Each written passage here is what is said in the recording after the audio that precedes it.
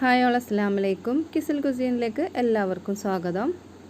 അപ്പോൾ ഇന്നത്തെ order 2 tender coconut cake പിന്നെ പുളിവാളത്തിൻ്റെ ഓർഡറാണുള്ളത്. ബീഫ് പള്ളിക്കറീൻ്റെ ഓർഡറും കൂടി കാണിക്കുന്നുണ്ട്. അപ്പോൾ ഇത് 2 ഒരേ ആൾക്കാണ് കൊടുക്കുന്നത്. അപ്പോൾ 2 കസിൻസിന് വേണ്ടി കൊടുക്കുന്ന കേക്കാണ്. ടെൻഡർ കോക്കനട്ട് ഫ്ലേവറിലാണ് ഉണ്ടാക്കിയത്. അപ്പോൾ ഇത് SLC റിസൾട്ട് വന്നിട്ടാകുമ്പോൾ ഉണ്ടാക്കിയതാണ്. അന്നത്തെ വീഡിയോ ആണിത്. പിന്നെ ഞാൻ ഈ കേക്ക് ഉണ്ടാക്കാൻ കുറച്ച് ബുദ്ധിമുട്ടി. ഇപ്പോൾ ചൂടിൻ്റെ സീസൺ ആയതുകൊണ്ട് ക്രീം സ്റ്റിഫായിട്ട് കിട്ടുന്നില്ല. അപ്പോൾ ആദ്യം ഉണ്ടാക്കിയ ക്രീം ഞാൻ ഉള്ളിലേക്ക് മാത്രം ഫില്ലിങ്ങിന് വെച്ചത്. പിന്നെ രണ്ടാമത് ഒന്നും കൂടി ക്രീം ബീറ്റ് ചെയ്ത്. അപ്പോൾ ആ ബീറ്റ് ചെയ്യുന്ന സമയത്ത് ഞാൻ അടിയിൽ ഒരു ബൗളിൽ ഐസ് ക്യൂബ് ഇട്ടിട്ട് ബീറ്റ് ചെയ്തത്. അപ്പോൾ അതിൻ്റെ പണിയെല്ലാം കഴിഞ്ഞ് അത് ഡെലിവറി ചെയ്യാൻ പോയിട്ടുണ്ട്.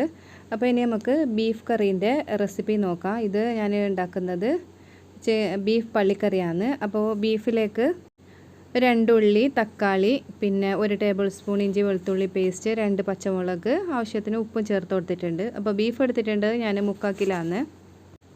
ഒരു 1/4 ടീസ്പൂൺ മഞ്ഞൾപ്പൊടി ചേർത്ത് കൊടുത്തിട്ടുണ്ട്.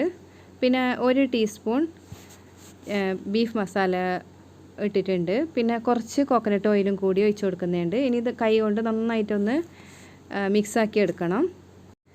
അപ്പോൾ ഉള്ളി സെപ്പറേറ്റ് വയറ്റൊന്നും ഒന്നുമില്ല. അപ്പോൾ ഒരു 5 മിനിറ്റ് കൈ കൊണ്ട് നന്നായിട്ടൊന്ന് ഇതുപോലെ മിക്സാക്കി എടുക്കണം.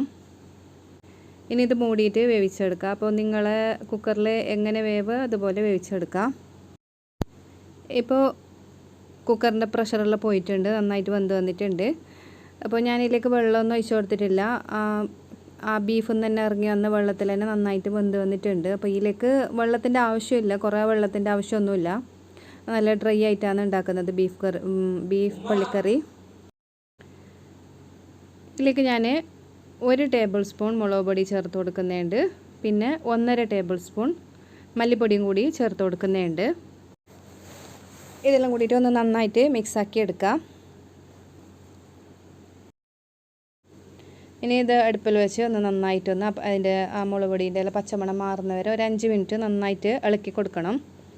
അപ്പോൾ വെള്ളം ഇത് ഇത്ര മതി. ഇതിൻ്റെ കൂടുതൽ ആവശ്യമില്ല. പള്ളിക്കറിക്ക് കൂടുതൽ വെള്ളം ചേർക്കലില്ല. അങ്ങനെ നിങ്ങൾക്ക് വെള്ളം വേണമെന്നുണ്ടെങ്കിൽ 1 കപ്പ് വെള്ളം ഒഴിച്ചിട്ട് കുറച്ച് ലൂസാക്കിയിട്ട് എടുക്കാം. ഇതിലേക്ക് 1/2 ടീസ്പൂൺ ഗരം മസാലപ്പൊടി ചേർത്ത് കൊടുക്കുന്നുണ്ട്. പിന്നെ 1/2 ടീസ്പൂൺ കുരുമുളക് പൊടി ചേർത്ത് കൊടുത്തിട്ടുണ്ട്. അപ്പോൾ അത് എരിവ് കുറവാണെന്ന് തോന്നുന്നുണ്ടെങ്കിൽ മാത്രം ചേർത്ത് കൊടുത്താൽ മതി. നല്ല എരിവ് ഉണ്ടെങ്കിൽ അങ്ങനെ ചേർത്ത് കൊടുക്കേണ്ട ആവശ്യമില്ല. ഇനി ഫ്ലെയിം ഓഫ് ചെയ്യുന്നതിന് മുമ്പ് 1 ടേബിൾ സ്പൂണ് കോക്കനട്ട് ഓയിലും കൂടി ഒന്ന് ചേർത്ത് കൊടുക്കാം. നന്നായിട്ടൊന്ന് മിക്സ് ചെയ്ത് കൊടുക്കാം. ഇതിലേക്ക് കുറച്ച് മല്ലിയിലയും കറിവേപ്പിലയും ഇട്ടിട്ട് ഫ്ലെയിം ഓഫ് ചെയ്യാം. അപ്പോൾ നല്ല ടേസ്റ്റി ആയിട്ടുള്ള കാസർഗോഡുകാരുടെ പള്ളിക്കറി റെഡി ആയിട്ടുണ്ട്. ഇതിൻ്റെ കൂടെ നല്ല പത്തലും തേങ്ങാപ്പാലിൽ മുക്കിയ പത്തൽ നല്ലൊരു കോമ്പിനേഷനാണ്. പക്ഷേ ഞാനിന്ന് ഉണ്ടാക്കിയത് ചപ്പാത്തിയാണ്. അപ്പോൾ അത് ചപ്പാത്തി പരത്തി വെച്ചിട്ടുണ്ട്. ഇനി ഇതൊന്ന് ചുട്ടെടുക്കണം. അപ്പോൾ ഇന്നത്തെ വിശേഷം ഇത്രയേ ഉള്ളൂ. പുതിയൊരു വീഡിയോ ആയിട്ട് ഇനിയും വരാം. അതുവരെ ടാറ്റാ.